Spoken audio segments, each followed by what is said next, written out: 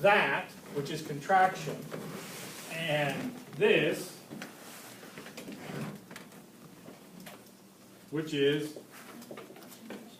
an action potential, right? This is an action potential. So that's what we want to tie together. How does this cause that? Well, we know first this happens in a neuron, right?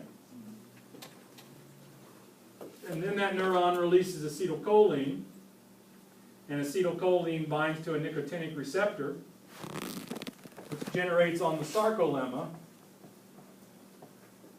an EPSP. You okay with that much so far, right? So what we said was acetylcholine gets released in the synapse, binds to a nicotinic receptor, depolarizes the sarcolemma to threshold, and we get an action potential ultimately on the sarcolemma. And because it has voltage-gated sodium and potassium channels, that action potential is going to spread down the T-tubule.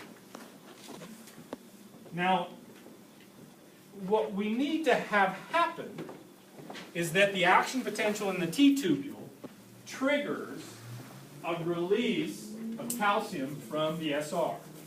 It's really kind of cool how this works. So let's put it on here. I'm going to just really magnify it. So here's going to be the SR, and inside of this is a bunch of calcium. There must be channels in the SR, right, for calcium, so that calcium can come out. So let's put the channel in there, here. Is it gated or no?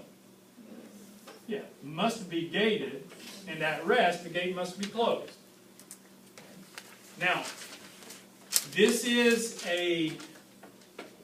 particular one here in skeletal muscle. So what I'm drawing for you here, or showing you, is what we would call skeletal muscle excitation, contraction, coupling.